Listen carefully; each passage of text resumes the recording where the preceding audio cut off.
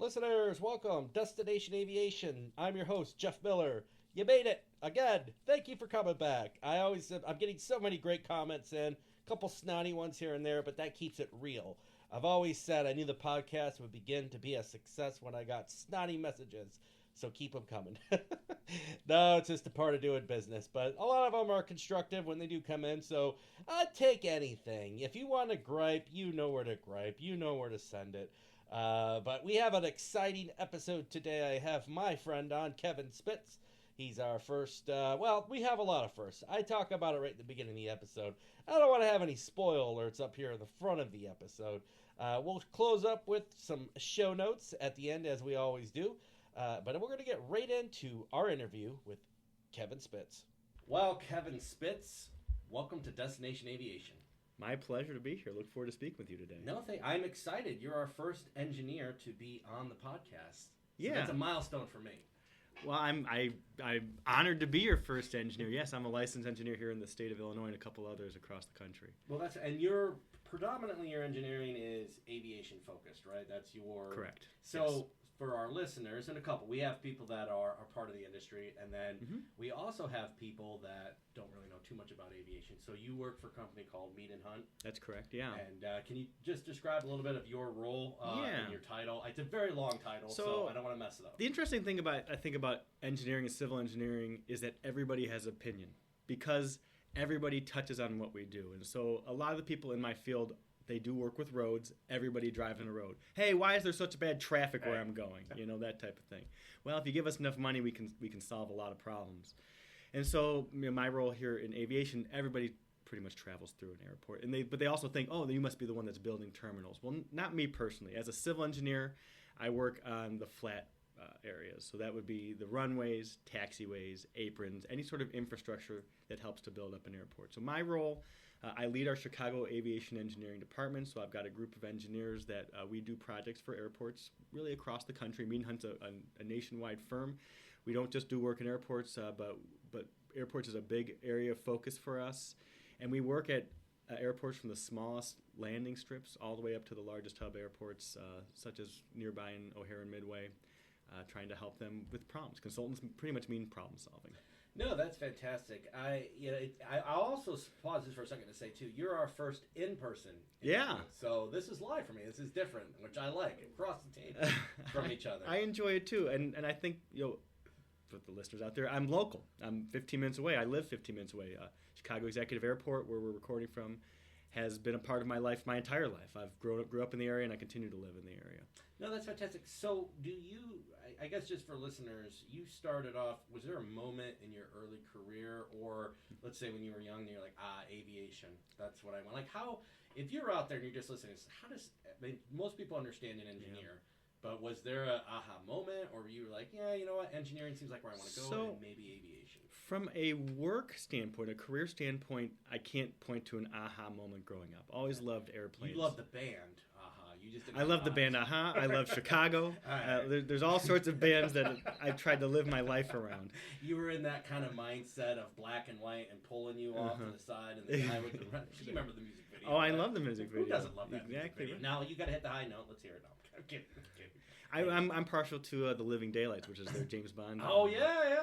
From That's fantastic. So anyways, okay. So you didn't have an aha moment, but not for my career, though. I always enjoyed aircraft, and so just thinking about even driving by Chicago Executive Airport, I've got early memories of planes like landing just overhead, and not really understanding that they were supposed to do that, but it's like, wow, that plane seems really, really close, and how cool that was. And then I also remember playing flight simulators. I think I'm in the age, and we're very close in saying, of Microsoft Flight Simulator. Well, and I think MiGs was the default airplane. I think you're right, and that you're bringing me back to a long time ago. But yeah, I also remember having we had this Russian flight simulator.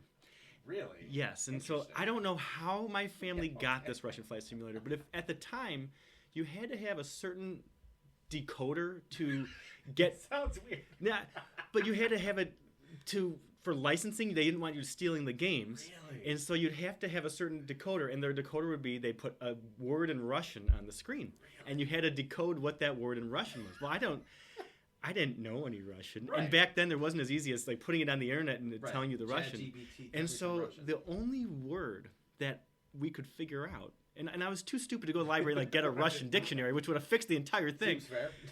was the word bomb was close enough to bomb that you would just keep resetting the game until bomb began being the word. Or da. Da wasn't one of them, but Okay. because they were all military-based stuff. I just have to ask, why did you buy this Russian game? I don't know. I don't know how it came to be. Was that a stocking stuffer one Christmas? I have no clue. Or, I guess maybe not Christmas. But Yeah. you're right. I have no clue where we got it from. Yeah. It was a lot of fun, though. I used to Yeah. love playing the game, but it was always a pain trying to break through the translation to get to it. So Wow. things like that, I always used to play the flight simulators and really enjoyed them.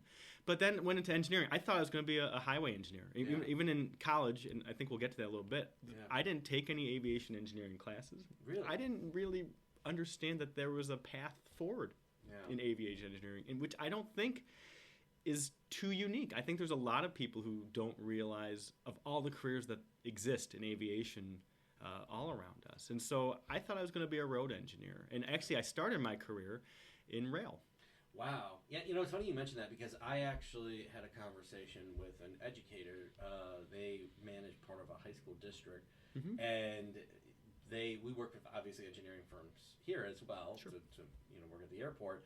And the first thing they said, "Oh, I didn't know there were engineers in aviation." And Yeah. I don't think it's really a slam on anyone. You just I always say in our industry, especially airports, similar to like general aviation and those style. People have, I think there's unintended barriers because there's just a misunderstanding For sure. of what there really is, and people like you that really make an airport work. I like to pretend I know things, but we need someone like you that actually is like, yeah, Jeff, no, you can't build a runway like that. I think there's plenty of things that I don't know what I'm doing, too, that you know and that I don't. Well, I appreciate that. I was fishing for a compliment. Yeah. You gave it to me, so thank you. You're welcome.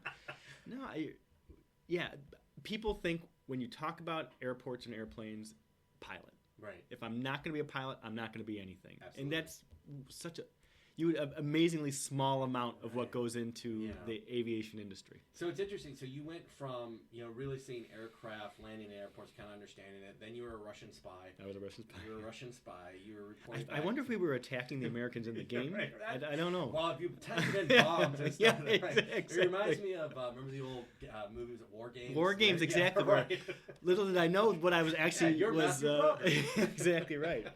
Just another Chicago-style Matthew Broderick. Well, actually, that one was based in Seattle, but we do have a Matthew Broderick. Oh, okay, sure. Affinity in Yeah, Chicago, for sure. Right? A lot of people, we know a common person named George, and a lot of people, mostly him. He tells me people confuse him with Matthew Broderick. I haven't completely seen that. I don't know if the viewers see the wide eye narrow that I gave on when he said that, but I see it because it's our first in person. Exactly.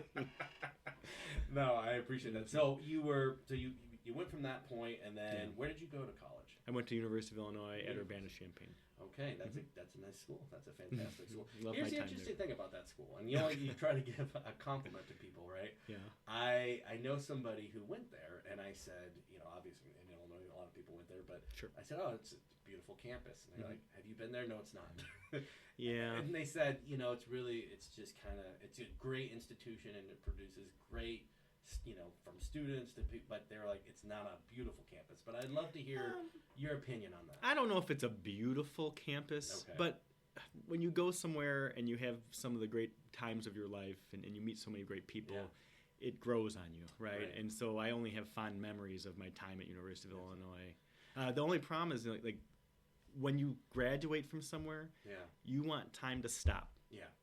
And you want them to do no sort of improvements to that campus, That seems very fair. no sort of changes, Right. and things continue to get built up and change, and you're like, no, I want my dorm that had no air conditioning to stick there and be there for every single person, and they quickly bulldozed my dorm right after.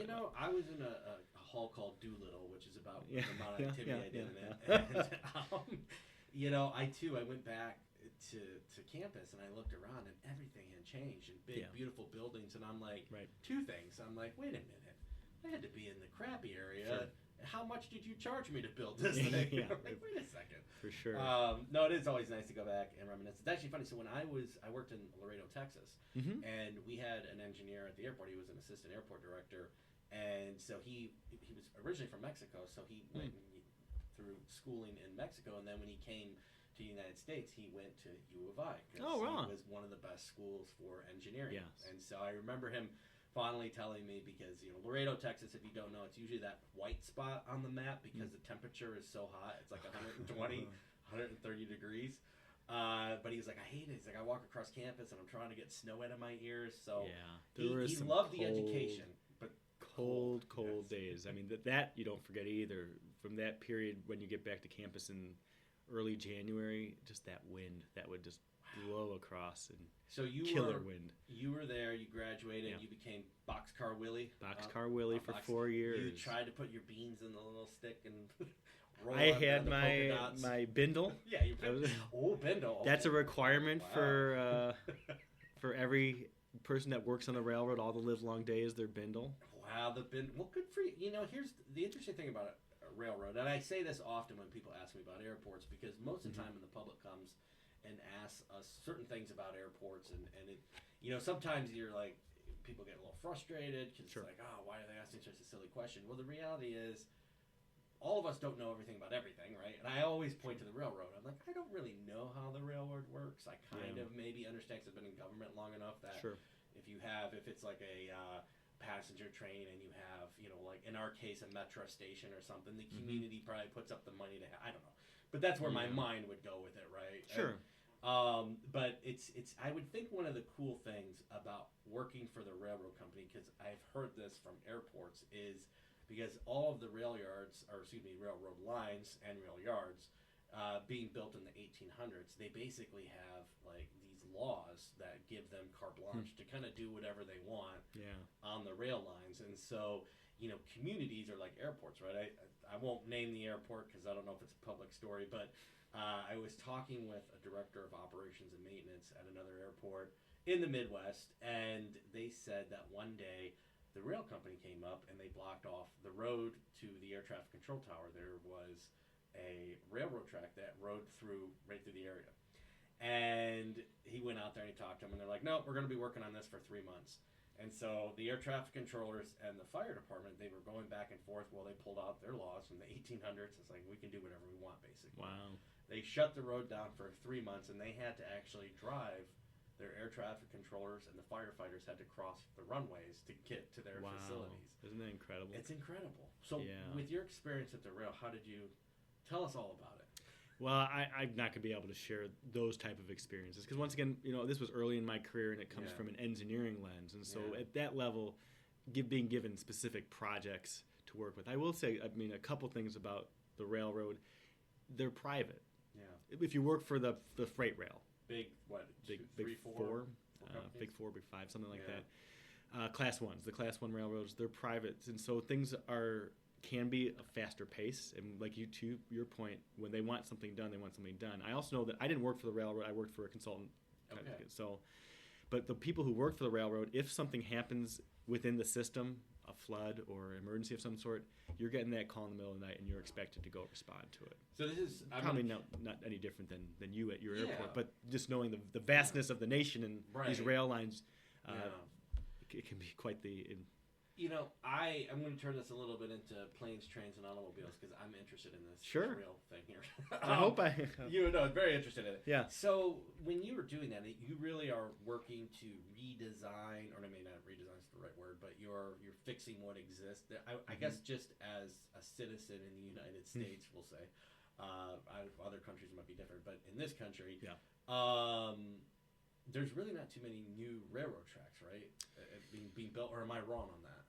I don't feel equipped to answer that question, but what I will say about... Thanks for preparing, Kevin. Yeah, right. For about a rail interview with Destination Aviation. Destination Railroad. Yeah. How dare you? So you were playing your Russian Railroad Tycoon. That would have been a fun game. Anyway, I will say this. Here in Chicagoland, and I know this will only resonate maybe with some people here, we have a program called the CREATE program. Yeah. And the CREATE program, its job was to be an intergovernmental and inter-railroad entity that helped to try and unsnarl some of the rail delays here in Chicagoland. Because you have to remember there's so many lines that radiate out of Chicago. And that means different companies, and they don't necessarily want to help each other. because they're competitors in some instances.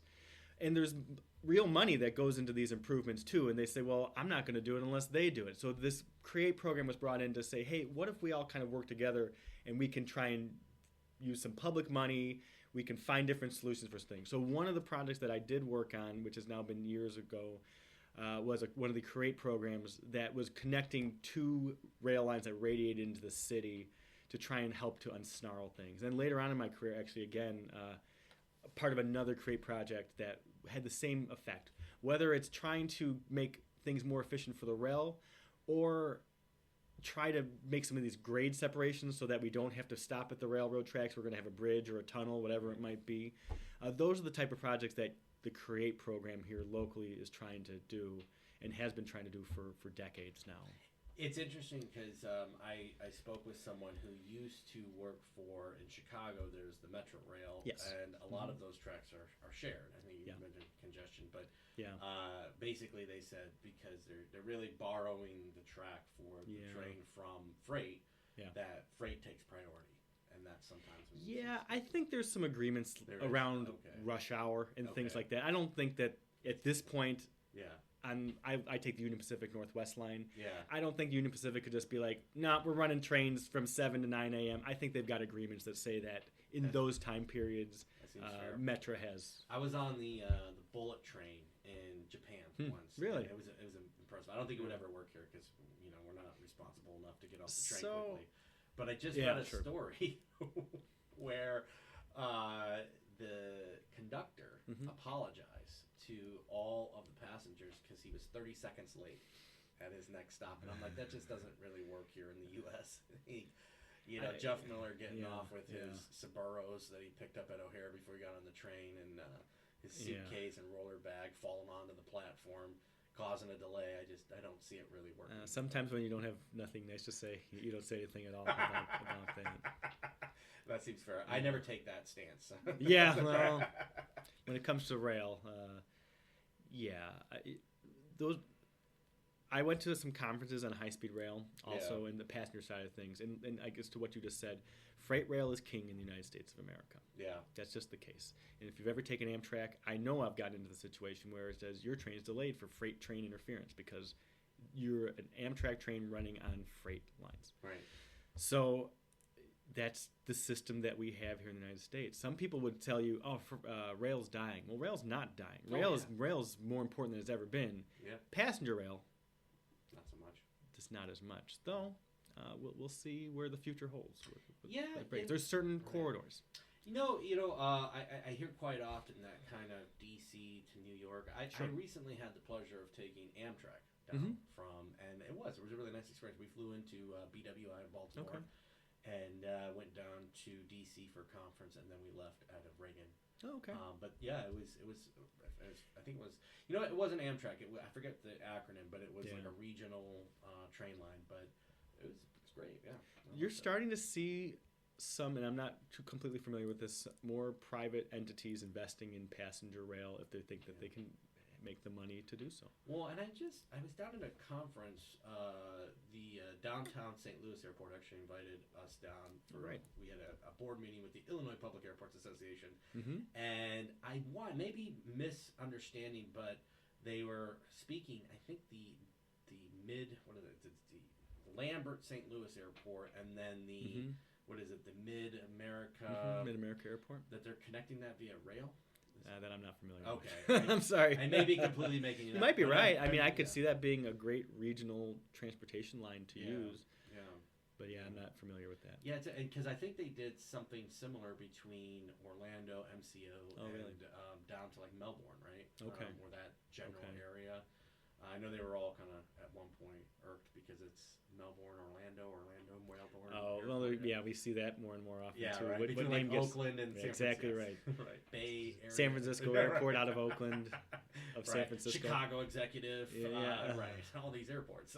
Exactly. But so when you would tell people that you worked on the rail and you're an engineer, do people think you drove the train? Oh yeah, 100%. Yeah, I figured, right? 100%. Yeah, I mean, so I work even now going into schools where we have a program where we try and get engineers into the classroom. Yeah. And the number one thing people think when you come in, engineer, don't those the ones that drive the train? Right.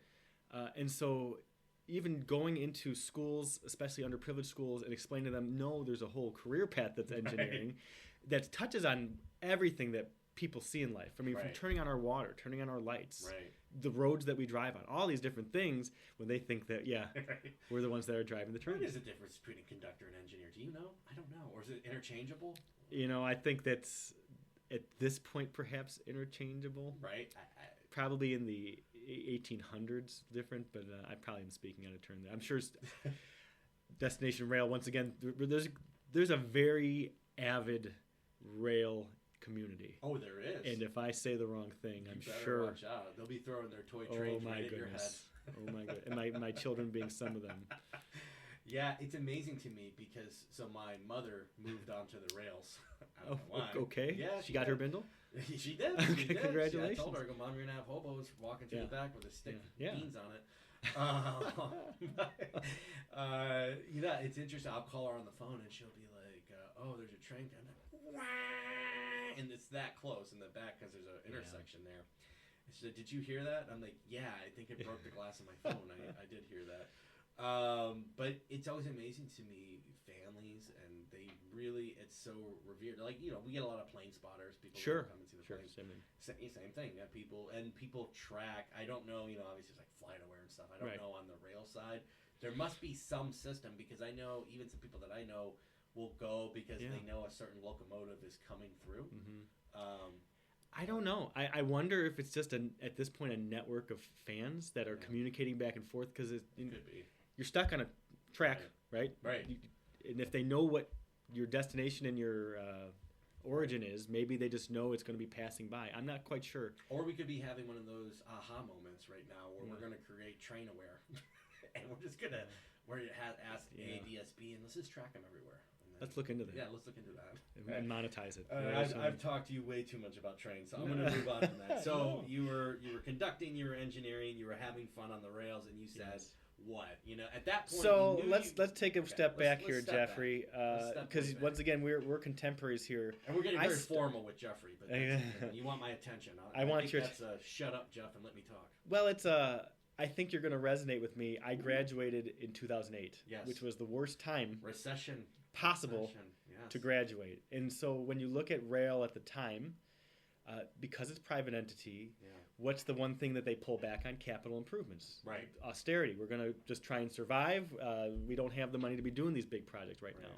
And so in my case, it was, well, but we do have work in highways, or we do have work in airports. Why don't you try doing some of this type of stuff and help us out? Now, that was the actual firm you worked for? For the firm I worked for. You did, okay. And so they had divisions and you moved over. So you didn't actually leave your job. You just left the division within the... It was, where can I help out to keep my job? Well, that's fantastic. Right. Okay, and so then I started working more in our airport group and helping them out. And then ultimately, by the time we got to 2012, I was getting my engineering license, thinking about it really hard and said, you know what?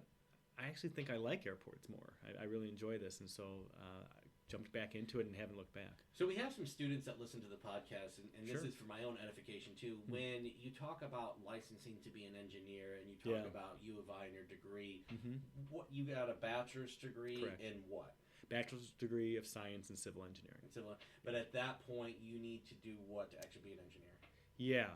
So you first take a test that gets you your engineering training, EIT, which is not a license, but it puts you on the path. Then you need to be, for 4 years, working underneath a licensed engineer. Really? So it's almost like an apprenticeship? In a way, sort of, In a way, okay. And then after those 4 years, you have to take another test. Wow. And if you pass all that, and there's a couple other small kind of more administrative things you need to do. Yeah. But at that point, then you're a licensed engineer. Wow. So if you think of that timeline, that's, if I'm hearing correctly, longer than even to be a doctor, right? Am I hearing that correctly? I don't know. That's a good question. I think what's missing is that we're working. Yeah. We're working in industry, so we're not still going to school and being an intern and things like that. It's a full-time job, and some people never become licensed engineers. There's plenty of people who do not ever become a licensed engineer. Do you think most of those people either become a city planner or an architect? Well, I don't know why you'd stop at being just an architect when you could do so much more. That's it. Well, isn't it really just someone with a giant T-square? Yeah, exactly. Hey, what's your favorite animal? You know what? For those that don't know, we're both Seinfeld fans. Yeah, I think. yeah, Yes, I'd right. say that's true. So you might hear some Seinfeld Yeah, references. sorry. And if you don't know what we're laughing about there, go watch an episode of Seinfeld. Yeah. You'll figure it out. But no, so you're saying that there's a good washout rate. People, I don't think it's a washout rate. I think it's more it's people staying in consulting or in engineering, in the fields of engineering, but not taking it to that final step, which is licensure. Okay. Not everybody gets to licensure, but they still work at their companies. It's just a different track to be on. Is that so? So you have your higher education degree, and then Yeah. the licensing component of it is that kind of individualized by state, or is there a fed? Okay, so if you there's a national test that you take. Okay. That's recognized, but states license you. So potentially, I suppose, in theory, a state could say we're not going to use the national test. We have our own test. Okay. I don't know of a state that does that. There's some states like California that have extra things that you need to do, like a seismic test. Okay. Oh yeah. Okay, that makes sense. Right. Yeah. And then in Alaska, there's a permafrost exam that you have to take. Okay. Yeah. Which is not something I have to do here in Illinois. So there are something that you have to go over and above, but you also need to pass the national test in addition to these when it comes to those places. No, that makes sense. So if let's say you're licensed in Illinois, correct? Yes. To be an engineer. Mm-hmm. So if you wanted to work in like Wisconsin, Mm-hmm. you have to it's like equivalent, or in that case, do you have to at least pay a permit fee? The first things first is I'm allowed to work in Wisconsin. Okay. I'm not allowed to seal plans in Wisconsin. I'm not allowed to take responsibility in Wisconsin. So as long as I'm working with somebody who is a licensed engineer who's going to take responsibility and oversee my work, then I'm allowed to do the actions that involve engineering in other states. And once you have it, is there like continuing education? All the time. There is. Yes. So you have to stay up with it. Yes, all the time. Okay. Wow. And that's a state by state thing. So you could be licensed in all 50 states, but it'd be a full-time job just making sure you have all the continuing education credits and requirements, because some states there's an ethics requirement. Illinois has a sexual harassment requirement. There's all sorts of different things that you need to just keep in mind if you're going to keep licensure in additional states. So at this point in your career, you've moved over to the aeronautical side division. How was you were like I'm trying to think of more aha songs. I know the one. I think there's another one that's kind of popular. Yeah, right. And there's I'll another version. But I heard a band once in Tennessee, and it was actually at Kid Rock's bar, which is weird. I would not have expected someone to do a cover of Aha, Take on Me at a Kid Rock bar, but they did. And it stuck with you. What stuck with me was I was waiting. I was like, I want to hear him hit this note. He did okay. I'm going to say it was great, but he did okay. It's a hard note to hit. You don't want me to try and hit that. I got to watch a decibel level over here. We'll get into airport noise pretty quickly around the neighbors. Right. If we We're going don't. to lose listeners real quick. Yeah, for sure. We'll keep it in this register for now. What else? So your aha moment there, but now you're working in aviation and I've loved it. Aviation is such a close-knit field. I mean, getting to work with airports and getting to know people, getting to know their communities, it's been great. Some people ask me, why do you get in airports? They're just cool. They are. And whether it's the biggest airports that we're traveling through as passengers and commercial air, or the smallest airports, just the amount of things that they do and getting involved with that. I just like being a part of the community. Yeah, the thing about like a really small airport, and I got to experience this the other day. I was in Put-in-Bay, Ohio, and it's an island. Yes, Ohio has islands. I think that's part of their engineering test. Does Ohio have islands? But it does have a series of islands, and but it's an opportunity to I was talking with someone who I was fortunate to go on a biplane ride with someone, and there's some real passion, especially the big airports. Obviously, they have their purpose. That's how we all really get to where we want to go. Right. The majority of us, but the small airports, you can really find these kind of little nuggets of, hey, this person has a real passion. They got something unique or unique what I've business. found in my career, started working with GA airports, General Aviation airports, is for some people at these large hubs, it's a job. Yeah. Right. But at these general aviation airports, it's much more than a job. It's their community, it's their livelihood, it's everything. Yeah, no, absolutely. Now you were in this. Is this Mead and Hunt that you were working with, or did you? No, this was before Mead and Hunt. Okay, Yeah. so as you were going along in this, you were like, okay, aviation's where I want to be. You're not going to switch again. So, no, aviation's right. That's the choice. So while you were with this company, you became fully licensed engineer within Illinois, and then you made the switch over to Mead and Hunt. Is that? Yeah, in between, I took an opportunity to lead a small company. Okay. And completely change the trajectory. So my time beforehand was as a project engineer, which means that I was working behind a desk, actually being maybe what you're thinking of as an engineer, designing the plans, using AutoCAD, CAD platforms, things like that. And then I'd be out at airports during the summertime overseeing construction of these same projects that I was designing. And so then I go to this different job at a smaller company, and it was very much more managerial in nature and kind of learning a lot of those soft skills. And it was thrown in the deep end and also learning the accounting of how do you deal with things at a small company and things like that, and gave me quite the education of how to handle that. And after doing that for a couple of years, decided to move on. Needed maybe some more. The problem with that was it was go out and find yourself airport work, but I wasn't doing really much airport work. Right. And so at some point it was, hey, I want to jump back into actually being with airports and having this work available. And so made the switch to Mead and Hunt back in July of 21 and been here for 4 years. So we started, because I started at Chicago Executive. Yeah, we're on a parallel track. All of us. Where are we going next, Kevin? I think...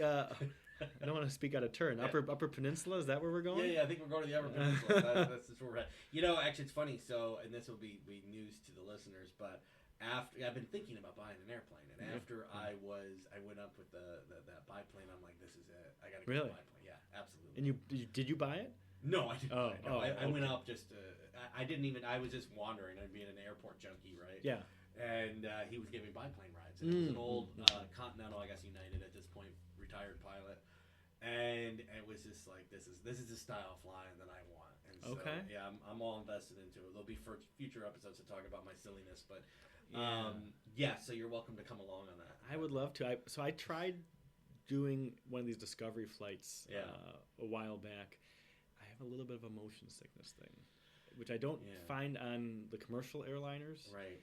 But I'll say we went up for about an hour ride, and by the end it was like, I need to get back down on the ground now. You know, I will say, and I don't know if it would be the same or not, but when I first started pilot training, I felt motion sickness. Really? And it went away within probably about, I'd say, the 5th to 6th lesson. Yeah. Because I, too, was trying to figure out, is this right for me? For this, But right? it did. It kind of just resolved itself, and I haven't felt it since then. So on the discovery flight, it was a bigger gentleman that was taking me on it, and he had this very heavy ode to person on it, and it was just like as time was going on, it's like too many senses, everything's going on. Right. I can't take it. But at one point, he was like, "So you want to do we do the vomit up and down?" And I'm like, "No, I think I'm good. Let's just fly the plane." Yeah. You know. Well, I'll say too. One of the things as you start going through your training, and you start flying by yourself. Once like here, right? I'll do stuff to stay within practice and whatnot. But if you're going up and you're flying, you're not doing slow fly and stalls. Yeah. It is. It's a different style of flying. But even that, it wasn't even that moment where it kind of switched. I would say, give it if you're very interested. My personal advice, because I had the same thing. I was like, I don't know if this is right for me. So I'm gonna get sick, but. It really did. Maybe it was getting my equilibrium kind of adapted. And sometimes when you're just in control a little bit more, like in a car even, right. There's people like I don't get car sick driving, right? But sometimes as a passenger, see, I'll get that too, especially if it's like a longer car and I'm in the back row. Right. Yeah, absolutely. Right. So we're probably similar there as well. Well, I'll try it again then. See if we can take Look at that, right? Another aviator in the sky is never bad for anyone. Yeah. So you moved over to Mead and Hunt. Now, the interesting thing about some of these large engineering firms that I've found is, RS&H, Mead and Hunt, Kimley Horn. Mm-hmm. The names behind were usually the people that created the company, but they've passed on by this point. Is that so? With Mead and Hunt, is that 2 individuals? It is 2 individuals. The company is 125 years old, though, so there's no more Mead, there's no more Hunt.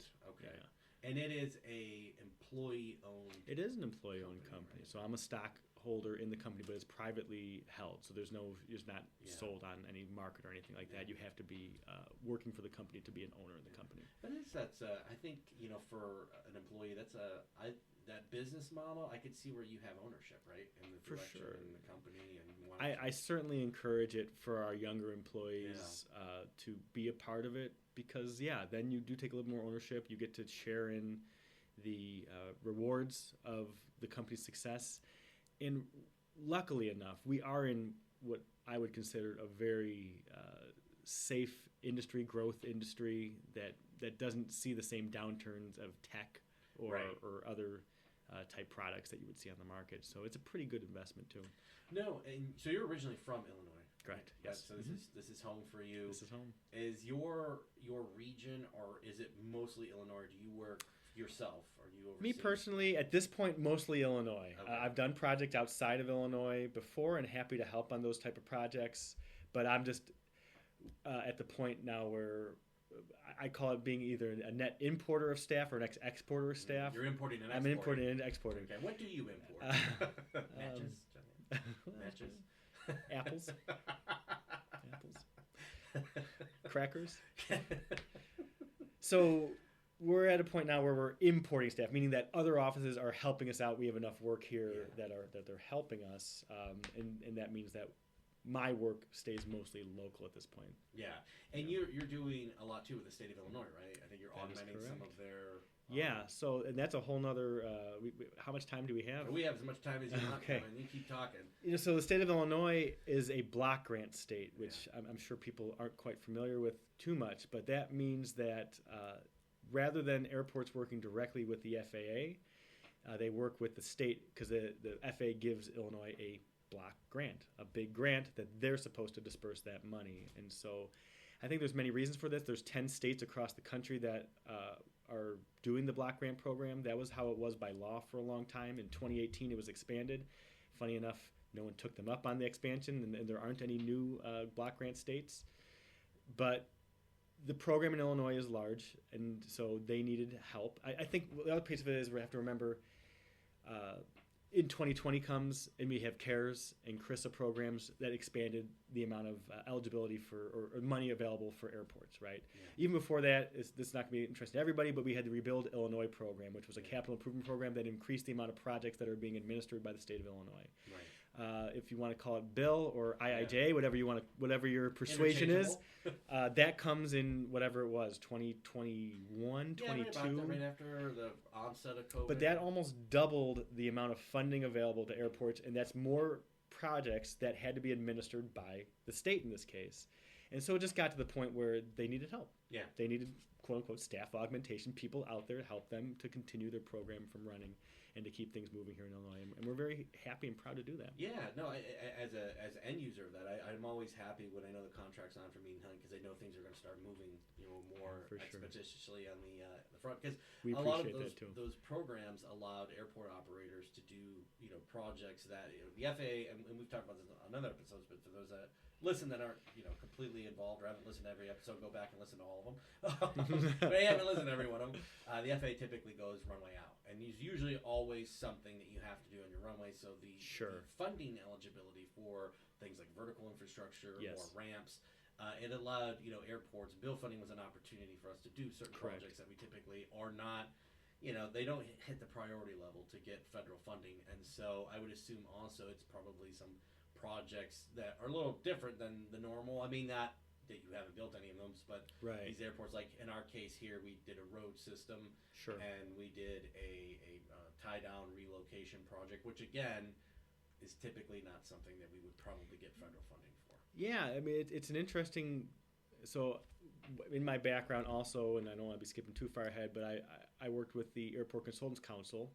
And I was the national head of advocacy. So during the reauthorization efforts, most recently here, and trying to look into some of this stuff, and being in that role also while we were going, while BIL or IAGA were coming to be, and understanding a little bit more about this idea of AIP, Airport Improvement Program funding, versus passenger facility charges, PFCs, that you see at the hub airports as well. Well, because that's an interesting thought, because I know you're writing a handbook for airport managers within the state of Illinois, right? So Mead and Hunt itself, right, we talked the engineering side to it, but you also have a lot of different areas that you work. I know you do PFC applications for passenger facility charges for airports. You also do air service development, right? Correct, yeah. So Mead and Hunt, and we do architecture, electrical, telecommunication, technology, security at airports. We touch on quite a bit of items that would touch the airport. yeah, it's a really diverse portfolio. For And sure, that, yes. have you seen that? Was that pretty well in place when you came into Mead and Hunt, or has that grown over time? Yes, and it's continuing to grow also with time as well. Seeing a lot of experts, I think like technology is one area where we continue to grow and really be a leader across the country. Yeah. No, that makes a lot of sense. It's interesting because, again, depending on the size of airports, a lot of airports, including, ones that I've worked at, we rely so heavily on our engineering firms to really help us through a lot of the processes. So I think, it does, I could see why you would want to diversify the portfolio, but just because of the demand, when you get, there's a smaller airport I worked at initially up in Michigan, and I think they're actually going through a PFC application with you right now. I am that boring guy that I watch other airports board meetings. So, I know I have no life. But you know what? It helps for content when we start talking about it on the podcast. Yeah, sure. Look at that. Yeah. So you're at Mead and Hunt. You're enjoying your job. You like your job. Yeah. What kind of trends are you seeing? What kind of trends am I seeing? Yeah. Could you be a little bit more specific? Nope. Okay. What about in the rail So yard? let's talk about this. I do have a trend for you. Well, I was going to say, I guess where my mind was going with that is here locally, we talk a lot about, and it's kind of a buzzword because we also think, well, maybe it will develop further. I personally think Brazil and China, you'll see things like eVTOL develop further. Okay, sure. But, we have helicopter operators, and so when you look at like the advisory circular for, like vertical lift takeoff vehicles, are you looking to integrate some of that into the airports you're at? Do you see that or other trends? The eVTOL is a really interesting one. Yeah. And not unmanned aircraft also. Where do I see it going? This is getting into, I guess, my personal views on things. So let's just remember this is how Kevin looks at things and his employer as well. My employer will. It's how Kevin looks at things, yes. I see a lot of growth in freight. Well, passenger, I think, is going to be a lot harder of a sell for everybody. I could see that. I think I would be in line with your thought process there. I just think about, if we're talking about eVTOL, right, and you're talking about what routes are actually going to be profitable, right, for urban. Let's talk about urban mobility, right? Because it has to be urban mobility. Otherwise, I don't need it at all. Right. And so then, so let's say Chicago executive to downtown, as an option. Right. Well, I need to be able to beat landing my aircraft, walking to my car, versus going to wherever else eVTOL is going to take place from, which could be in the same place. I don't know. It's possible, right? Right. But then I have to beat that, whatever regulations are required to take off, whatever airspace that we've finally agreed we can use. Right. Get downtown, get to wherever we've agreed downtown is a place that we can land this eVTOL. And so it's not, there's going to be probably some amount of time savings, but then at what cost? Right. I would absolutely agree with that. It's interesting because I was telling this to somebody the other day. I'm like, the reason why, helicopters are an effective way to transfer people is because you're cutting through the sky and there's really nobody up there with you. If these really grew to the point where, there's so many people coming on, it really would have to become a system of certain departure times and stuff, because you can't, when you start adding people to any mix, right? It's like when you see Houston build 8 lanes of highway, it doesn't completely solve the congestion problem. As a matter of fact, you think it will, but it doesn't. Right. That goes back to my engineering. Yeah, you think that you're just going to build lanes out of it, and but it doesn't actually work. No, you get Jeff Miller in lane 7, and I'm cruising along, beep beep, beep, watching Seinfeld. Or board meetings. Board apparently, meetings. Like, what's this guy talking about? But yeah, I don't know. I like I said, a country that has maybe some less regulations on their airspace. Sure. If I personally see it get to the point where it's developed there, I'm like, okay, I see it here. But I also too feel two things. It would be manned, and then also I think the initial end user. It's kind of like the golden age of flying, right? A lot of people couldn't afford to fly. Right. And so, I think the price point's going to be sensitive for most people at the beginning, and that probably would be your corporate user that wants to get off in that last kind of moment. But you're absolutely right. I think we're kind of in line with that. But beyond UAS, eVTOL, anything on the engineering front? Are you seeing any new materials? Well, I was going to say, one of the things that is always a hot button issue is AI. All the time. Yeah. And so what's interesting about AI is I envision a world that's not so far off where engineering solutions become somewhat of a commodity. Wow. Because I think that there is going to become, we're going to be able to use AI to find optimal solutions to the engineering piece of it. Right. The grading, the geometrics, the math piece of it. Yeah. We can do that. Right. What you can't replicate, I don't think, is the stakeholder engagement, right. the phasing necessarily of a project, how it's all going to fit together, communication, all those soft skills that we talked about earlier that us engineers thought we'd get away from, I think are becoming more and more important as time comes on, because I think that the math and science pieces of it, we can optimize with almost putting in the constraints and pressing a button saying, follow FAA advisory circulars. Right. This is our surveyed landmass. This is what we're trying to do. Right. This is the solution to balance the ground, make it less materials as possible, all these type of things. Yeah, it's interesting because, I think for all of us as human beings, any sci-fi movie that has AI in it always goes horribly wrong. Thank you, James Cameron, for the movies.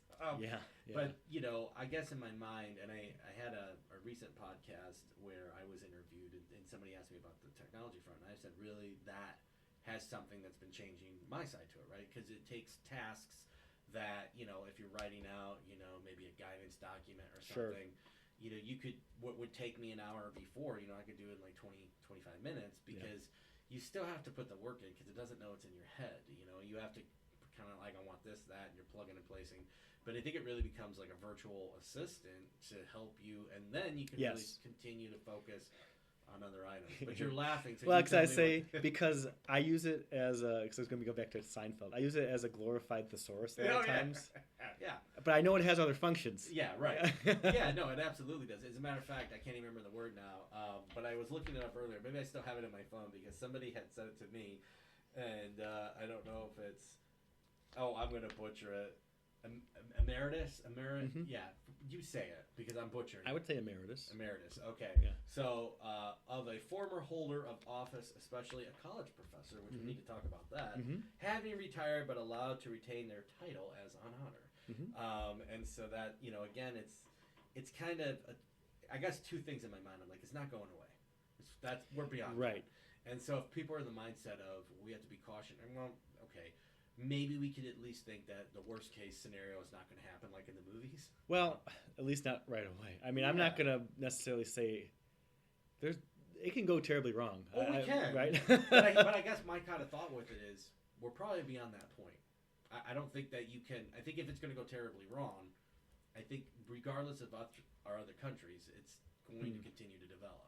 Oh, it's going to happen. That's what I mean. Yeah. It's going to happen. There's no doubt. Oh, it's going to happen. Right. And so, I don't know. It's interesting. And with the latest spending bill, right, they put in, that they really can't, the government can't restrict AI development. And so, but as a tool right now, because it does have its limitations, I've found especially like with ChatGPT or one of those outfits, if you are continuing to ask it questions about something you're working on, it goes way off the rails. Yes, I found that too. If I continue to try and get it to refine, all of a sudden it's like, I'll just do it myself. Yeah, it's almost like it has a person like, you know what? Screw Kevin. Right. I told him what I want this to sound like. We're done now. Exactly. No, so I did want to touch on this because, you are a college professor yourself. An instructor. I think that... Don't look off to the side. I'll just say... any actual professor would not say I'm a professor. I'm professing you're a professor. Well, I appreciate you're that. welcome. But I wanted to bring up to the point that I just wrote my syllabus. I start teaching on Monday the next semester. You do? Yes. Wow. Okay. And in there, I write an AI policy, and my AI policy is use it. Wow. It's a tool. Yeah. But you need to refine it. It doesn't answer my questions always. I saw it used last time I taught too. Right. And these people think they're going to just use it and they're going to save all this time, and you read it and you're like, you didn't answer my question with this. Right. Right. It took base level knowledge or whatever. Right. Wherever it gets its base level knowledge from Google or Right. whatever search engine, and it didn't answer the question. So we're going to have a talk about it the first day. Use it as a tool. I don't want to limit it because it is a tool to be used and it's not going anywhere. At the same time, you need to read what it's actually saying and refine it and use it as a tool. It's not a be-all, end-all. Yeah. Do you find, because you've been teaching, it's at U of I you teach, correct? And yes. what's the course you teach? Airport design. Wow. CE 407, airport design. There you go. I thought maybe like railroad design. Well, they haven't asked me back After for that they listen one. to this podcast, if Yeah. this professor over in aviation, we need to get him in the rail yard. I haven't been invited to Kevin's class. I'll just put that out there for everybody. But that's okay. Show the kids a real life hero. Yeah. You get free biplane rides? Yeah, free biplane well, rides. Oh, yeah, right. You're in. Yeah, professor, I'm going to use AI and then go on a biplane ride. Yeah. No, so have you found, you've been doing this now? This is my second time doing it, yes. And do you teach a course each semester throughout the year, or are you like a fall semester? No. Spring? So what we decided to do was I took 2 semesters off and now I'm taking this one on. The real idea was how many students am I going to get? Right. And how many did you get? So the first time 85. Wow, that's which is gigantic in one class. Wow. And then because it hadn't been taught, I think, in 10 years. Wow. And so then it was, well, let's take 2 semesters off. Let's see how many we get. Then maybe it's going to be at the right size. Right now I'm at 50, which I'm trying to convince myself isn't because they took the class. People have heard the class the first time and they don't want to be part of it. I wanted to know because I would say even at where I went to college, 50 would be large. Yes, but the life is all about comparison. So now it feels like it's great. I handled 85, so 50 will be great. No, I was anticipating this class originally to be like 30. Yeah. This is a senior level / graduate student level class, and so I would have anticipated it to be a normal classroom size, which would have been 20. Is it considered an elective to someone's degree? Like it's not a mandatory class. It's definitely not a mandatory class. Okay. How it works is there's certain technical electives that you can take to get your degree. Technically elective. Technically it's an elective. Technically it's elective. And so if you're going to go after your civil engineering degree, there's certain classes that you can take in your primary focus if it's transportation or something like that. Yeah. And this is one of those that can fulfill a class there so that you can towards your degree. It's interesting because where I work, we have every year we bring in 5, 6, 7 interns, and I am when throughout the year because the older you get and we're like my generation blah blah, right. I'm always impressed and corrected when I see the interns come in because they they're great. One, I don't use the term kids because I find it a little derogatory to where they're at in their life, but sure. Young adults, and I'm always very impressed. And like a U of I or Purdue, and any of the schools. Do you find in your class? I would assume at that point they want to be there. Yeah. So being an elective, that I think is one of the better parts is that they want to be there. I actually got a very large amount of aerospace engineers, which wouldn't have anything to do with the civil piece of it. They're the ones that want to design aircraft. Yeah. But they just wanted to see what is this other piece of aviation that I don't really know much about. So we saw some of that. A lot of other people just from different areas were just interested. There's these people who are just into airplanes, into airports. They just wanted to learn more about it. The class I teach is not a heavy math science. It's actually a very holistic look. And you're a AAE. Mm-hmm. I'm a CM. Yep. The text that I use is the certified member, the CM you use the modules. Okay. And so I try and teach it in a way of not just the engineering of it, but how does an airport get funding? Yeah. And what about airport marketing? And a little bit touching on operations and things like that along the way. I love that. I went to Embry-Riddle in Daytona Beach, Florida, and my bachelor's degree is in aviation management. And So I started my career at a community college, and I transferred those credits to Embry-Riddle, and I really did love the community college experience. It was smaller classes, and the price point was great. I didn't grow up with a lot of money, so that was fantastic. Sure. So I transferred those credits in. So really 2 years in my bachelor's degree at Embry-Riddle. And through that time, I had one course that was airport, like kind of specific what you're talking about, that actually talked about how an airport really manages. And I loved that class. And it was taught by a former airport manager. And then I went back and got my master's degree in airport finance. And again, didn't have any courses directly related to airports. So I love that you have a course that touches on it, because I do think, I don't think Embry-Riddle's unique in that, and it's not even necessarily like a slam or anything. It's just how courses are designed. Right. You know, there's so much to teach that, you know, really for like aviation management, I was like, oh, there'd be like, that was really my experience to kind of understand what an airport is besides, you know, working at them. So I love that you touch on all of it. So, Professor Spitz. Yes, sir. With you being a big-time professor and me just being a lonely airport manager, I would ask you as a student, if I was going to start your class, how does that work? What are your how do you get the students excited? Yeah, so it's a really great question. Oh, thank you. It's not like it just came off the top of my head. Yeah. So when I was designing the class, I take it really simple. It's what would interest me? You're like, what would keep me going? Because I've been in those stuffy classes where it's just a lecture and you're just struggling to stay awake. Yeah. And so I thought to myself, well, what do people like more than some airplane disasters? Well, maybe they don't like them. Well, yeah, interested by them. Interested by them. But that's how I start my lectures, depending on what the lecture is. So if it's about airport markings, for instance, and we know the markings. You know, runways have the white markings, taxiways have the yellow markings. So I go and I find a disaster or a near miss. It doesn't have to be a disaster in history. And I include that as a story to start the class. So, like in that example, the unfortunate accident, I think it was Lexington, Kentucky, where they started painting the mandatory hole position markings. So, to your example of runways are white, taxiways are yellow, you would find something maybe where there's pilot confusion on airport markings. Yes, exactly. So, for instance, I think that's a really interesting one is if you remember the story from, it's now 8 years, it's kind of old, Harrison Ford.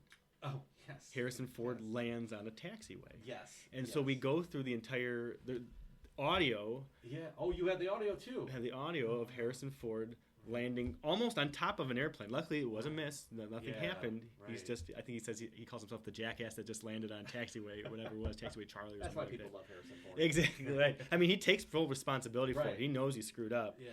But to me, we talk about before class, we go through the transcript, and then I show them what John Wayne Airport looks like. Oh, and I say, look at the runway versus the taxiway. Does it look confusing to you? Yeah. Now, very, very rarely is it actually the engineer's fault is why something happened. Right. Almost never. Right. But I think we can still look at something like this and say, could we make it look a little bit simpler or not? I mean, I've got ones for other ones. We do a class on airport safety design. Yeah. And I look at, there was an accident in December of 1999, near accident at Providence Airport in Rhode Island. Yeah. The students loved this one because this one had to do with kind of like hot spots on an airport and getting confused and pilot awareness. Right. And ultimately, an aircraft ends up on a runway when they think they were on a taxiway. It's a cloudy night. It's a foggy night. They're talking with air traffic control. Air traffic control can't quite find them. They think there's two runways that are set up right near each other. And ultimately, they end up on this taxiway. And I think the pilot's saying they're one place. Yeah. And the air traffic control saying, no, you idiots, you're this place. Do what I just told you to do. Yeah. But it's foggy. They can't quite see everything what's going on. All of a sudden, they end up on a runway. Well, once again, that's not necessarily an engineering issue. But what can we do to make the airfield safer and take away that we're here to help pilots without the pilots even really realizing it? Yeah. How do we help pilot awareness without them even realizing it? You know, I love that, and what an opportunity probably for yourself to, be with a group of people that are excited to hear about it. They love that story. Yeah. Like in my final presentations, we talked that they're doing presentations for the class, Yeah. coming up with their solution to the problem on the airfield. Yeah. Some students are referencing that story Yeah. in those presentations, so I know it's resonating with them. They're really enjoying things Yeah, like that. you know, and even for myself, because there's so many examples, either whether you're like me flying myself and I go out to an airport, usually, well, even bigger airports, you can find stuff that kind of you scratch your head and like, that's interesting. And then you try to find somebody that you know there to ask them the questions. Like, prime example, I flew into Denver airport and they have purple lines. And from what I remember with the purple lines, they are for the ground service equipment to follow. Oh, okay. But they lead off the taxiways too. This was Interesting. I didn't realize that. Yeah, this would have been probably 15 years ago, so maybe something's changed since then. But I landed, and you look out the window, purple. Like, what's Grimace doing around there? This is weird. But I would love, I think that's so cool. One, I think it's great for your students, but two, I think it's awesome for you as a professor that you get, so many times you have these questions, but to have that opportunity to just bounce it off people because, everybody loves to act like they have the answers, but we don't necessarily. And, there would be so many examples of not only maybe somebody that did something wrong, I'll say probably, like you said, not the engineering fault, but, the airport maybe with, maintenance and stuff over time, something's happened, but also too, the standards have changed you get things like hotspots and geometry recommendations. I think now where you saw a lot of perpendicular type intersections, now they like to go more 90 degrees, right? Is the FAA. Correct. But I guess what I'm saying, not that it was wrong. Not that it was designed. It wasn't wrong at the time. It wasn't wrong at the time. But as we always say, if you've seen one airport, you've seen one airport. Right. Airports have come to be in different orientations. We remove runways. We change geometries. Things happen. All of a sudden, your old runway has now become a taxiway at a weird angle because that runway's not necessary anymore. Right. There's all sorts of things like that happen over time, and it's, hey, we just don't necessarily have the money to remove this, or it's like, well, let's just repurpose this as a taxiway, and it's great, and it's coming in at a weird angle or something like that. Well, and I love too because just being on the airport side to it, I know of certain airports, maybe they were private at one point. But they have runways that, you go and you talk to the people that design the airports. You're like, hey, who did you hire in as the engineer to build that runway? Engineer? I had a bulldozer. Yeah, well, but again, happens too. I think You're right. There's so many examples that I love that approach because I feel like you could just keep going with it. I would be so, for sure. As a student, it adds kind of that, wow. So I think it hooks them. So then I tell the first half of the story, we do the lecture, and then as class is ending, we close the story. In most cases, everything ends up okay. There are a couple that don't. Yeah, so you have accidents and incidents, because obviously like Harrison Ford was an incident. No, there was no accident, right? Correct, so you usually will go towards like an incident or maybe something. It sort of depends. They're hard to find because there's so many of them, unfortunately, that are air traffic or pilot related. So I need to find the right accident, and I try and also keep them domestic if I can. Right. If only you invited like airport managers to your class. Yeah, that doesn't always work. They may have their own examples. They may have. I know. Well, I listen to the podcast, of course, and I do hear some of these examples of some of these accidents. And they may have accident examples that they want to share. Astonishing tales of the air. Yeah, absolutely.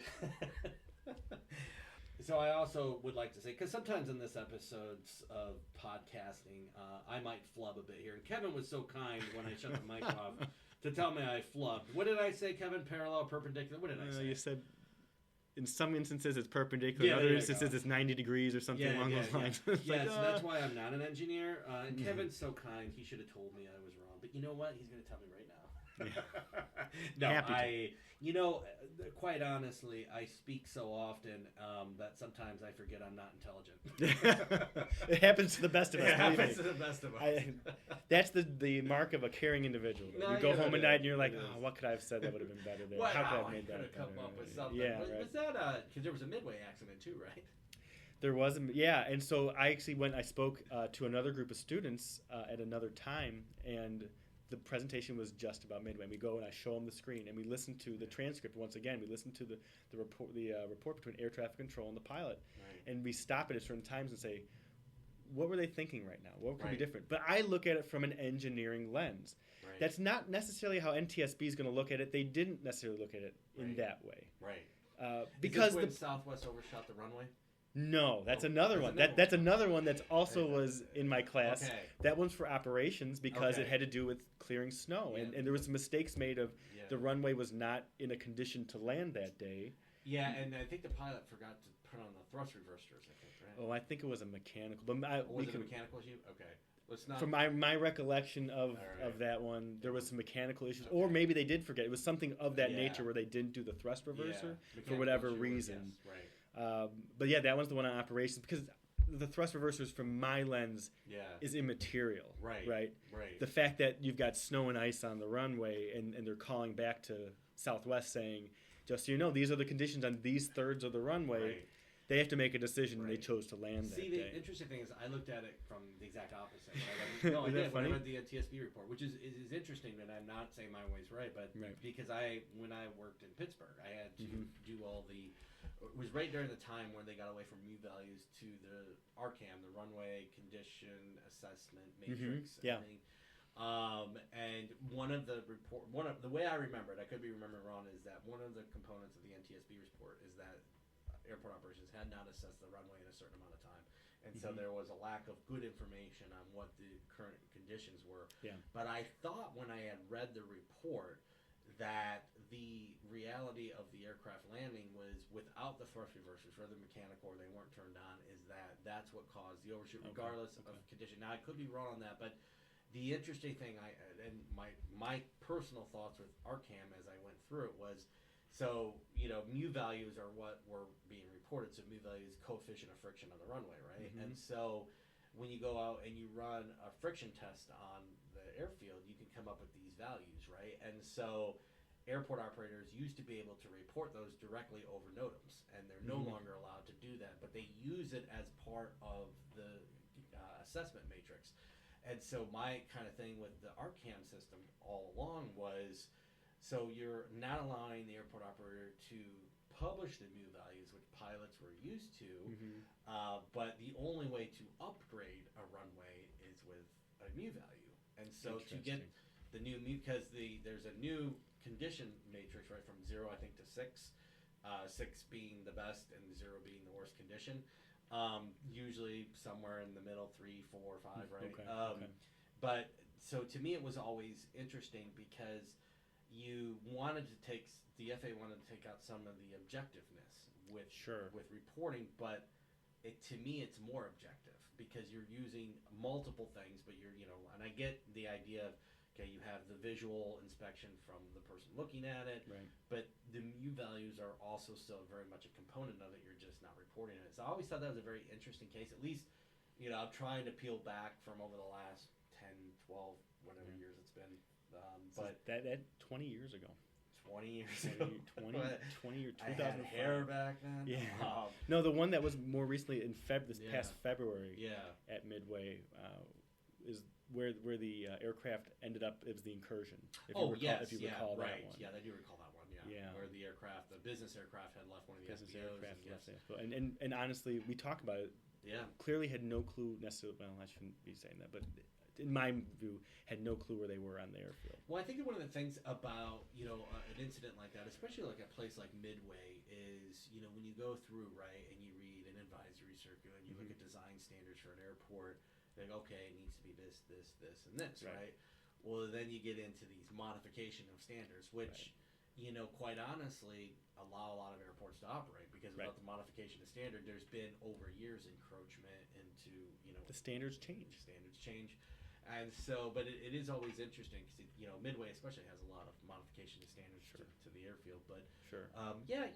I think the one thing that I love about aviation is anytime there is an incident or an accident, it's probably the best industry that takes a step back and looks at it and says, how do we prevent this moving forward? So I Yeah. love that you use those as Yeah. examples in your It's kind of- classes. It can be kind of interesting. Only on one other industry that I feel like that is, and that's in rail. Yeah, Tying it all back together. Yeah, rail is on Rail top. is the same kind of deal. So though. really, the person we should be admiring is Warren Buffett because he Warren. said trains and planes. I remember when he invested. So he is, I think, still the owner of NetJets, or at least majority, or Berkshire Hathaway. Berkshire Hathaway.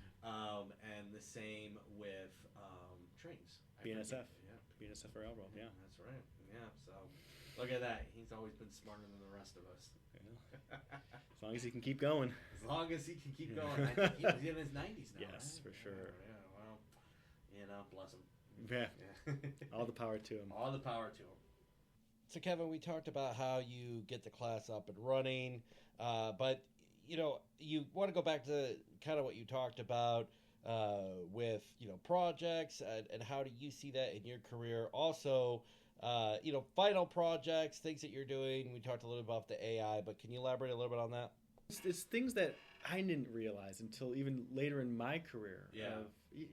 At first you're just given projects, and you're like, well, where did this project come from? Yeah. I don't know. Just do it. Here it is. Right. Work on it. And so this is trying to give the students kind of an idea of just a look at the entire airport experience of how we build a project, whatever the project is. And we actually have one of the things is a final design project as part of the class where the students get into groups. I gave them a real life project, one that was being designed at the local airport, Willard Airport at University of Illinois, which is owned by the university. It is, yeah, absolutely. And the students loved it because the requirements were find me a solution that's going to work. Write me a one-page pretend memo to the FAA of why this project is justified and eligible. I love that. Give me a 35% is what we would call an engineering report. Yeah. So it's not the heavy design with the CAD, but it's like, just give me your thought process. Right. What do you think?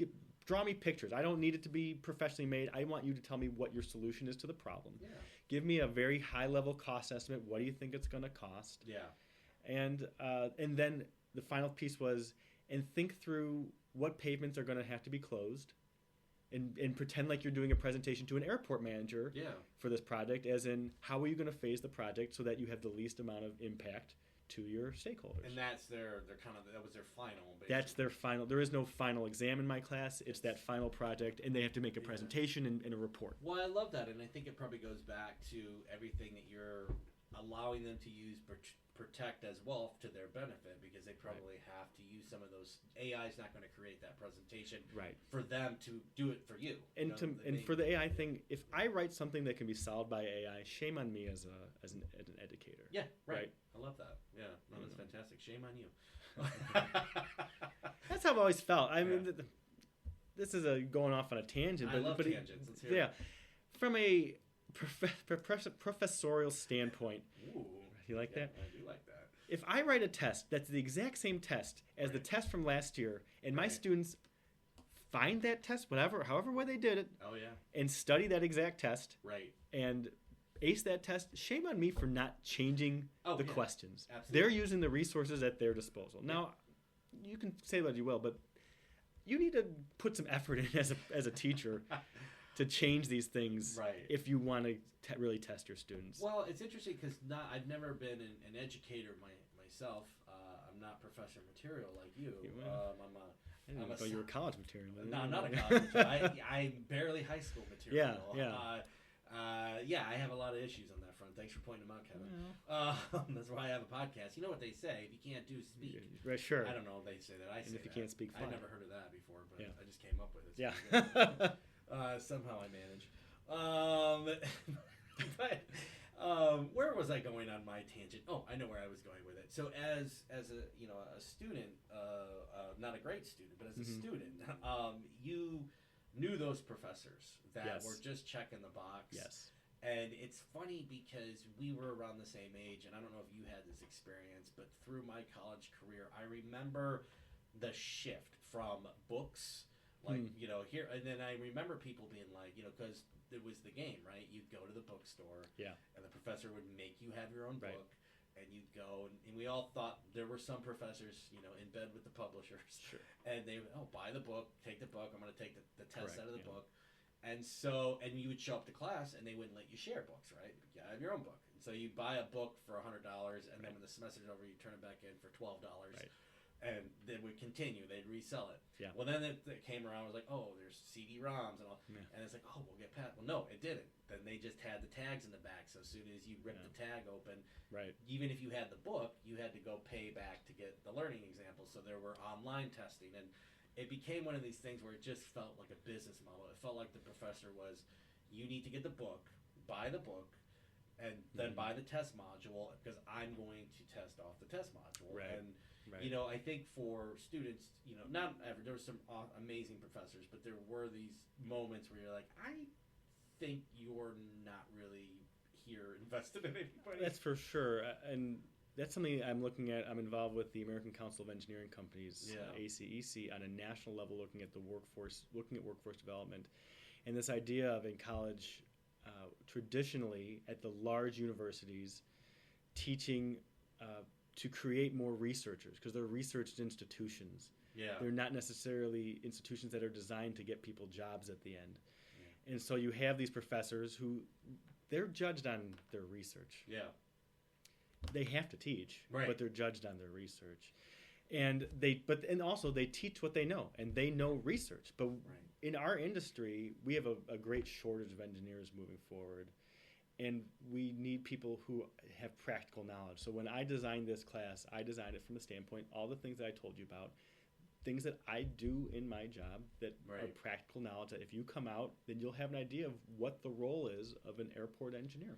So if you were, and that's a good probably segue into, like if you're a listener, if you're younger, and you want to get into this, what would you say, you know, someone who didn't go that route, you know, science, math, what do you see like, hey, you want to be an engineer, you got to have pretty good math skills? Or I think we're trying to get away from that, and I'm glad you brought that up, because that is one thing we're talking about all the time on this ACEC workforce development committee is I would counter and say you need to enjoy solving problems and being and working on puzzles, things like that. Yeah. The truth is, in the last 17 years of my career, I've never had to use calculus. Wow. Maybe once, to back check something or something like that. And I'm not going to say that no engineer ever uses calculus. Right. And it's important that maybe you have a background or at least know how the calculus works. Right. But I don't use it. I use some geometry. Believe me, there's a lot of geometry that goes into this in designing things and working on the airfield, and we have to know our angles and things like that. But that's a sophomore level high school class. It's not beyond that, really. Algebra, sure. Right. Those type of things. I use a lot of Microsoft Excel in my career, things like that. Fair. But I wouldn't say that you do need to have differential equations to be in the career that I have, and which I think is similar to a lot of others in the consulting engineering field that we do have this great shortage in. It's a great career path for a lot of people, but it has this connotation. I think one of the connotations going to another TV show, Big Bang Theory. You look at these people and you're like, oh my gosh, these engineers are the smartest people in the world. Right. Me, case in point, no, you don't have to be the smartest people in the world. You just have to fake it till you make it. Well, I would say that. But I would say, too, to that, one, I think you're very intelligent from the time that I've known you, but I would offer up to that as well, as an end user of engineers. As someone who you. hires in engineers. Sure. There's, you know, over time, I've noticed there's like this kind of, maybe more old school, but I even still see it now with younger people, the personality. And it's hard because what a lot of times makes and breaks a situation is the personality. For and sure, 100%. I've seen firms that have to augment their engineer because I do think, not to say unique, but you have such a great personality, you know, because it's, you know, a couple of things. You tell people like, I'm going to have a podcast on engineering. Like, great. Okay. Yeah. I'll listen to this when I'm cruising in the 7th lane because there you go. What the is going to be Maybe dry. I should start a podcast. Yeah, maybe you should. Engineering problems with Kevin. There you go. I got a lot of problems with you people, and you're going to hear You're going to hear about it. This is the airing of grievances. Yes. But no, I do. I think that's always so underrated, understated when it comes to being successful in life. And you know, there's been studies done when you look at someone's, you know, personal development, what they've been able to obtain in life, and usually you cannot put that on a standardized test because it's interpersonal skills, it's communicating, and so I love that you guys are looking at it through a different lens because the things that you do for the end user, and I can say me being an end user here, you do make the end client feel really comfortable and understanding of what they want. And But how often has someone come up to you and said, well, let me explain the calculus of this to you? Never. But, you know, what happens a lot of times is I think people get into their mind, and I've experienced it in my career where it's like to me, you're too stupid to understand it. I can't explain it to you, so I'm not even going to explain it, right? But Sure. So what I'm really getting at with that is, so you get a lack of information, so you get kind of this void. Because, and rightfully so, I wouldn't understand the details. I don't have to get there, but I think someone like you who can bridge that. And I'm not even saying that that people do that in like a rudeness or something. I do think there's probably a lot of people that go into engineering, at least before, that were maybe more introverted. And there's nothing wrong with that. There's going to be all sorts of different people in every single career path. And I think we're just trying to say, hey, that person out there who thought they couldn't do this. Right. You can do this. Right. If you're interested in construction or in airports or in problem solving or things like this interest you, you can do it. And don't let the fact that your teacher said you're not that great at math stop you from this career path, which is so rewarding. Do you think it's too late for me? For you? What are you looking at me like that for? For you? Yeah, for me. You think it's too late? It'd be a tough hill to climb. I could change my name to Mead. Or Hunt. That's your... Yeah, right. When I just want to be able to tell people I'm an engineer. We have a couple Meads at the company. We have a couple Hunts at the company, I think. And so, I don't know. It doesn't hurt. Maybe I'll be a marine biologist. I don't know which way I'm going to go with this. Do you know anything about being a marine biologist? Well, maybe the Coast Guard's better for me. They're going to have someone to untie the boat before it leaves the place. That's true. That's true. So, as we're nearing a little over an hour here, Kevin, I loved our conversation. What did I not ask, or what other things that you're like, Jeff, I want to get this off my chest? We talked about airing of grievances. Yeah. Here, let me hear what that is. We know you're a Russian spy. I could think about this one for a little second. No, that's fine. You think about it. I'll keep riffing over here about my own stuff in life. But no, it's interesting on a lot of fronts as I continue to just talk and talk and talk while Kevin is thinking in my first in-person interview, which I have thoroughly enjoyed. I thought I was now waiting. I was listeting to you again to see if I'm supposed to interrupt you at some point. Yeah, you just slap me. That's the hard part when we're online. I'm happy to hear that you do have some young listeners to this, and I think the one point that I want to get across to everybody, whether it's in engineering, which I know we probably don't have many engineering listeners, but some people in aviation that might be interested in this, is just say yes. Yeah. Right? Say yes. Yeah. Just say yes and see where it takes you. I'm going to tell you, I never imagined I would be teaching a class at my alma mater. Never in a million years. Right. Didn't see that coming at all. A chance encounter with somebody who knew that I was an airport engineer and was involved with an organization that I had no part of, just kind of knew me, said, hey, we're looking for a professor at University of Illinois in airport design. Do you know anybody? And I've just always been the type of person that says, well, I know me. Yeah. Yes, let's give it a go. Right. Maybe I won't like it. Maybe I will like it. But let's try and let's see where it takes you. I wouldn't be probably in aviation if it weren't for that, because I was willing to say yes earlier in my career and take that chance rather than just be like, no, I'm a rail engineer. I do railroads. This is what I do. I want my rail spikes. Yeah, exactly. Give me my pennies to put on the tracks. That's really what you think about us, isn't it? No, not at all. No. Yeah. As a matter of fact, people tell me, Jeff, don't put pennies on the tracks. Yeah, you're gonna make half the track. Yeah, that's the old wives' tale. But that's that's that what's true. gotten me. That's what I've found is successful for me. Is just say yes, be open to things, see where it's going to take you, and there is not one path that is the correct path. There's maybe two choices, but both choices can be the correct path. No, I love that, because I think part of it, right, is, whether you work as an engineer for like a Mead and Hunt. Sure. Larger airports have their own engineering divisions. I've worked at those airports that do. Usually still augmented with outside help, obviously, but FAA. I mean, there's the state. I think most states have some contractors, suppliers. They need engineers. Yeah, I've worked for some airports where the airport manager was an engineer. And they came in and they were consultant, and then the airport manager job, they said yes. I said, you know what? Yes, I'll be the airport manager. Why not? You have an opening? Sure. Yeah, why not? Well, How hard could this be? It can't be that hard. I got my T-square.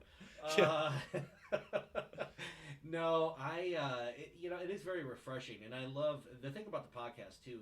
that I love about it is, so often in our industry there is this kind of straight line of progression. This is what I did. This is why I did it. This is where I want to go. And life is not really linear, and you have some Right. zig and zags. And I love open and honest conversations. And over the last, I guess, 4 years now, I've loved Yeah. that about you and your approach with things, because I do think you make it very inviting and make people feel like they can do it.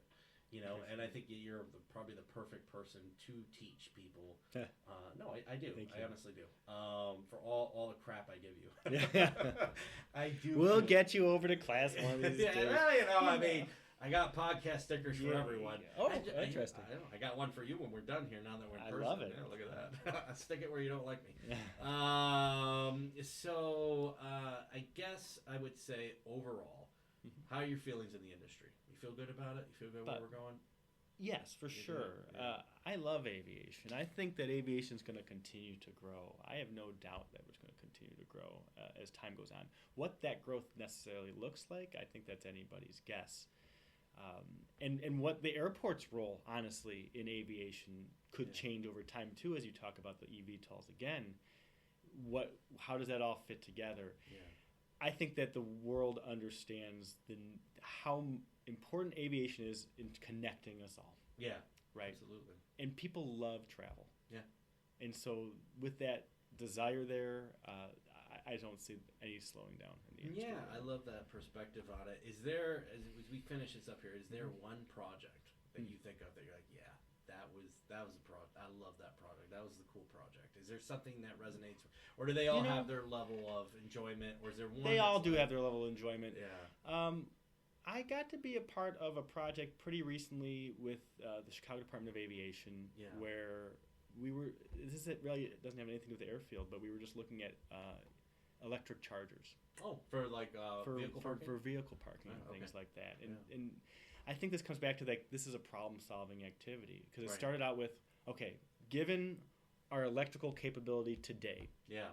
how many chargers can we put in? So then you kind of work through that, figure it out. And then you talk to the client and you say, okay, well, how many do you think you want? Right. Okay, so they give you, we want 1,000 of these things. And then you kind of go back and you have to kind of back calculate and kind of figure these things out. And you say, oh, okay, to do that, you need to do these 4 steps. You need to work with these entities, and then you're going to get, and it's going to have this cost, and you get the end user. Yeah. And it's things like that that I think are a good example, because it has nothing to do with the airfield either. But it's for an airport. Airports are little cities. Oh yeah. They have everything on them. Yeah. Yeah. Right. And there's so many things that you can get involved with that you might not even imagine exist. Yeah, it's so interesting because at airports, I want to say, and I don't know if it's still the claim to fame, but most commercial serviced airports, something like 73% of their revenue came from vehicle parking. I can believe Parking that. I infrastructure. think that's another one as Yeah.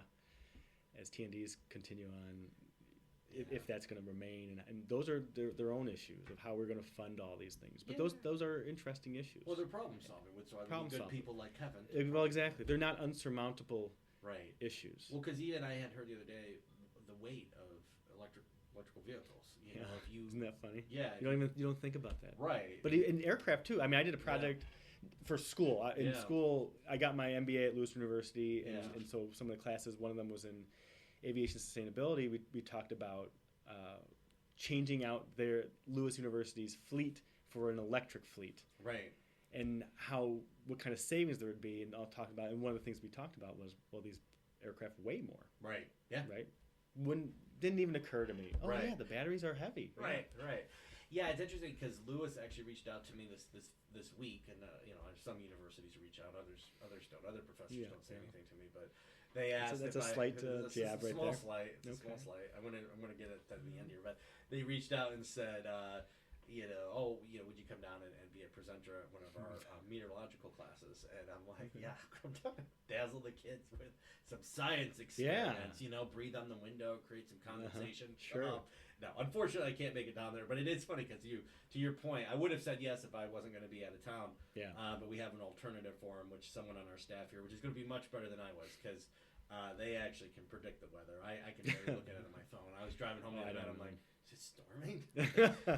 When did this blow up? Yeah, you look at your phone, it says 20% chance of storms. Like, you guys have no clue. Yeah, you don't know what you're talking about over there. Yeah, it is another one of those jobs where you don't have to be completely on with your predictions, right? And people will just have you keep coming back.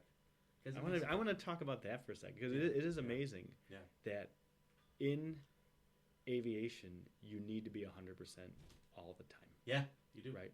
Yeah. That's the system that we have, and the public wouldn't trust it if we weren't 100% all the time. And we've seen that over the last year or two too. Absolutely. Where even the smallest near miss, not even a accident, causes ripples in the system, because we need to be 100% every single time. Right. And I don't know if you can splice these things together, but even going way back to our conversation about why I think freight is the future is because if you break someone's package, they forgive you. Right? Yeah. If you cause loss of life, regardless of the fact that you've decreased the overall amount of accidents. Because I think we look at, as an engineer and as a scientist, we look at that. There's 50,000 car accidents that cause deaths per year. With autonomous vehicles, we could probably get that down to like 5,000. Yeah. But that 5,000 wouldn't be acceptable to people because it's computers causing it. And so I think that's another piece of this. When you look at future technologies that I see is the human factors piece of it is what's acceptable to people. We would much rather accept a pilot making an error than a computer making an error. Well, and absolutely. I mean, I think it's interesting because a lot of people I find that are afraid of flying. When I have conversations with them, it's kind of that. I take a lot of it as that loss of control, because you're, even as you just said, be driving in a car, it's way more dangerous. I think they say your chances of dying on a commercial flight is 1 in 3 million. Your chances of getting struck by lightning are 1 in 15,000. And so if you think how many times you've gotten struck by lightning in your life, and that's the phrase, right? Oh, lightning doesn't strike twice. Yeah, so anyways, all that stuff.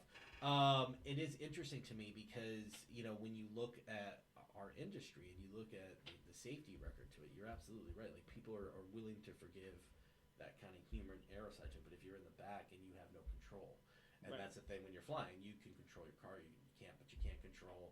And you're putting trust. You're putting trust, but whoever's flying that aircraft. Exactly, and I think in the human psyche, right, there's a difference between letting the automated people mover move you back and forth at Orlando 100%. Versus getting on the jet bridge and getting on the plane where there's nothing up front.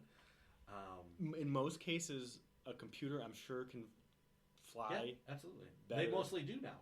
Right. The pilot takes off, computer flies you most of the way. Right. They're still there. So I don't know. I think humans are always going to have a place in things, right? Whatever that looks like as it evolves and morphs and changes. But, whatever, it may not be exactly what it is today, but there will be a component of it. And I don't know. I guess, it would be hard to say, if you go back in history, right, I'm sure at any point in time people said, oh, we're at the epitome of technology where this is. Oh, sure. Yeah. It's not, right? I mean, I was just literally reading an article the other day, maybe about a potential podcast episode down the road of airships in New York, and back in the 1920s, 30s, 40s, when airships were coming online, they were putting moorings on all the buildings in Manhattan. Sure. So you could take a Zeppelin, over to the building. At some point, there's a different iteration of this is what we're going to end up doing, right? And things kind of morph and change, and you just got to be open to that. And I love the perspective that we can take what we have now and augment it, because that's what we try to do with it here. For sure. But anyways, Kevin, thank you so much for being Destination Aviation. Any last words? This is such a great community. It's such a small niche, great community. I'm just thrilled to be a part of it, and thank you so much for having me on the podcast today. Thank you so much for wanting to be on it. And with that, I'll say goodbye. Well, that was another great episode, another great interview, our first in-person interview. And who to be a better guest than the kind-hearted Kevin Spitz?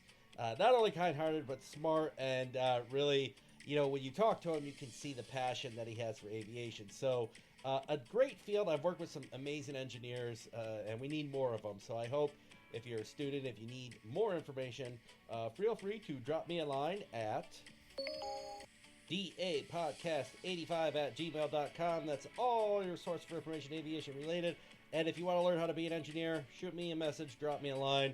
I'll be happy to connect some of those pieces for you because we need them. We need them at airports.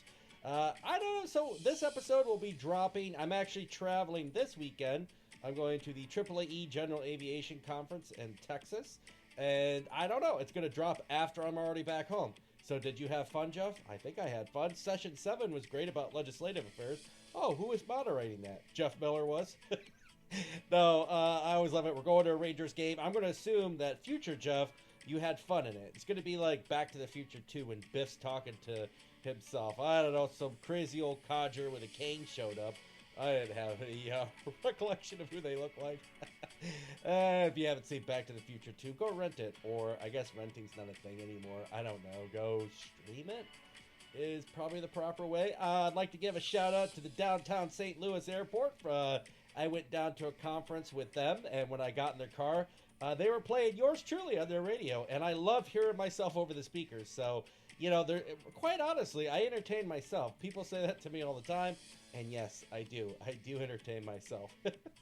I had an epiphany moment a couple of weeks ago about where I want to go with this podcast. I think we're going to have some really cool stuff coming up. Working on a few things in the background. I'm hoping to take you all along on the journey with that. So stay tuned. It will be great content and videos and whatnot. Was just gotten back from the Gary Air Show. B. Coleman Aviation down at the Gary Airport is always so kind to let us go out and use their ramp to watch all the aircraft acts that come in. We had the Warhogs out there, the Golden Knights, the Thunderbirds. If you haven't looked at our TikTok, you can find it through our website. It's on there, you know, just a link to it. I try to put together, splice some videos on the TikTok of stuff that I'm doing out and about, whether it's me flying directly or other stuff just that I'm videoing. So go take a look at it. If you like the episodes, please tell a friend. And if you do, maybe I'll give you a podcast sticker. You write to me and say, Jeff, I told a friend. But we keep growing. I love it. I love all of you that keep tuning back in and returning listeners and new listeners. Thank you for being here. Until next time, my friends, I'll see you down the runway.